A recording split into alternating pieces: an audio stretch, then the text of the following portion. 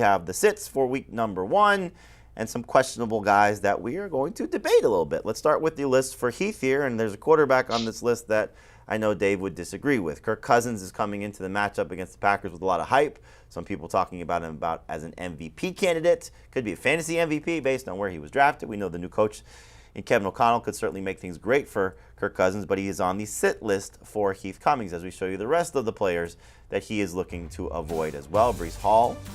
Tough to trust the rookie in that matchup against Baltimore. Amari Cooper, Michael Thomas, David Njoku. I know Heath Thomas for you is more, will he play, and to what extent will he play? Cooper's got the quarterback situation, and the same thing with Njoku, who we'll talk about in a second as well. But Heath, let's talk about Kirk Cousins, because you are anti-Kirk Cousins for this week. I know you like him for the season. Dave, you like Kirk Cousins for this week, so do I. But Heath, tell us why you're telling people to sit him. Well, and first off, like, he's at QB 15. There's a range of 7 or 8 quarterbacks within a point and a half. There's no bye weeks. You don't have to reach here. I just keep hearing Pete Prisco's voice in the back of my head. It's a scary thing. Is it a big game? Is it a big game? That's what Pete always says about Kirk Cousins.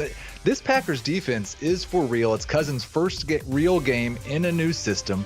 He'll be fine as a high-end number 2 quarterback. If you don't have anybody else, you shouldn't panic. But I would prefer to start Trey Lance. I'd prefer to start Derek Carr. I'd prefer to start Joe Burrow for sure. We'll get into that in just a moment. And I'd even prefer to start Tua Tagovailoa. Tagovailoa and Carr, they're in a new system too. So I don't know how big of a difference that makes. And I think this system is very quarterback friendly. It's one that Kirk Cousins has worked in before. And he's going to be playing behind maybe the best offensive line that he's had since he's been in Minnesota. He's also put up at least 23 fantasy points, 2 of his last 3 against Green Bay. I do agree with Heath that this is a tough matchup. The Packers defense is really, really good.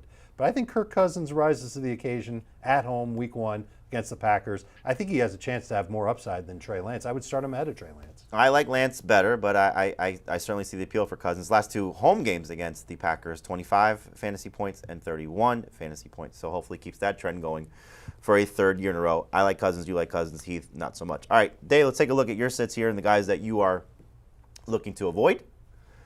And one in particular stands out that Heath actually likes is Joe Burrow. So, Dave, tell us why you like Burrow for this week. Quarterback controversies all over the place today. Look, Burrow against Pittsburgh, 22 and 17 fantasy points in the 2 matchups last.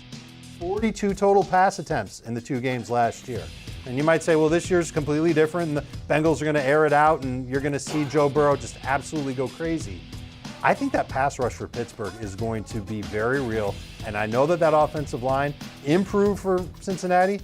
I think the Steelers, they find a way to get to Joe Burrow, and Burrow is going to need hyper efficiency to be north of 25 fantasy points. I don't mind him as a starter. If you draft him to be your starter and you don't have anybody else, go ahead. I wouldn't race to the waiver wire and pick up somebody else. But I think that there's more quarterbacks this week, including Kirk Cousins, that have more upside than Joe Burrow. All right, but you like it to be a high-scoring game. You said that earlier. I think Mixon has a couple of big runs. All right, Mixon has a couple of big runs, but Burrow does not produce. Burrow can have a couple of touchdowns without it. He had 3 touchdowns in a game against Pittsburgh last year and 170-something yards in it. Not enough to be awesome.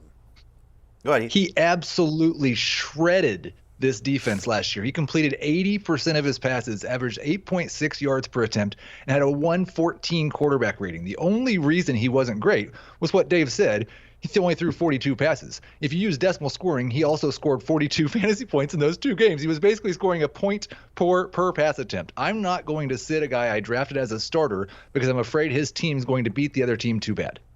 Yeah, I mean, whenever we talk about these quarterbacks, it's tough to say you're sitting them because you must have somebody great on the bench, and there's not a lot of situations where people drafted Joe Burrow and Trey Lance, or Joe Burrow and Kirk Cousins, so it could be a situation where you're just kind of stuck and you're starting Burrow. I just don't expect him to have a huge game based on how I think the pass rush will still be a problem for him, even with the revamped offensive line, and we just don't know how healthy he is. Coming back from the appendicitis, they're still talking about him working himself back into shape. He should be okay. That's been everything that we're hearing, but I still want to fully see it before I say he's a guaranteed top 10 quarterback for this week. So I understand your optimism, Heath. I'm just a little bit concerned about this defense still being very good and Joe Burrow having a little bit of a down performance. You have another guy on this list, Dave, that Heath likes in Clyde Edwards-Helaire. What's your concern about him taking on the Cardinals? I don't know how big his role is going to be. Do I believe that he's going to be the first running back on the field for Kansas City? Sure, but we saw Isaiah Pacheco and Ronald Jones during the preseason, and I think one or both of those guys could take some work away from CEH.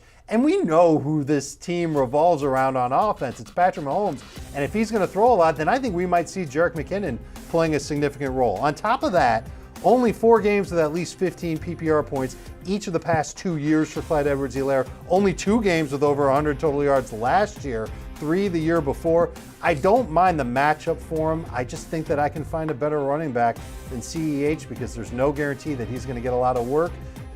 To me, he is a touchdown or bust flex. Heath?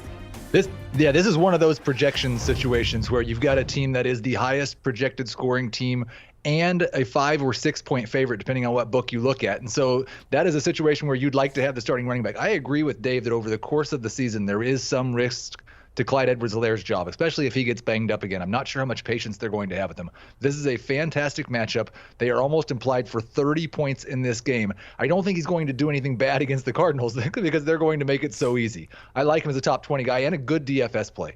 We will have a full breakdown of this game Sunday on Fantasy Football Today. Our buddy Tom Spencer joins us. He's in the booth with Jim Nantz and Tony Romo, so have a lot of insight on the Chiefs and the Cardinals for that matchup. Check us out starting again 10 a.m. Eastern on Sunday this coming week for week number 1. All right, sits for me this week, and there's one where I know you guys, it's basically 2 against 1 is how I was told, Rashad Penny. And I want you guys to sell me on Penny because obviously the volume is going to be there for him.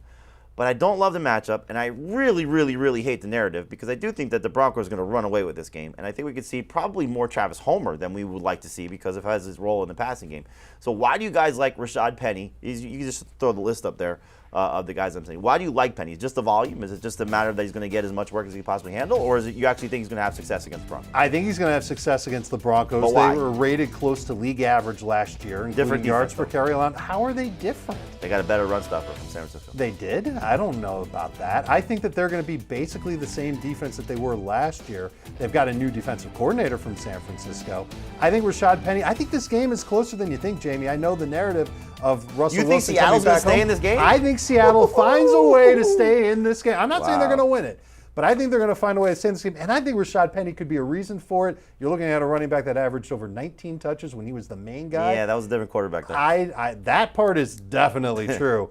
I think they find a way to keep All right, it you close. haven't sold They me. know Heath, Russ. you got to sell me because Dave didn't do a good job.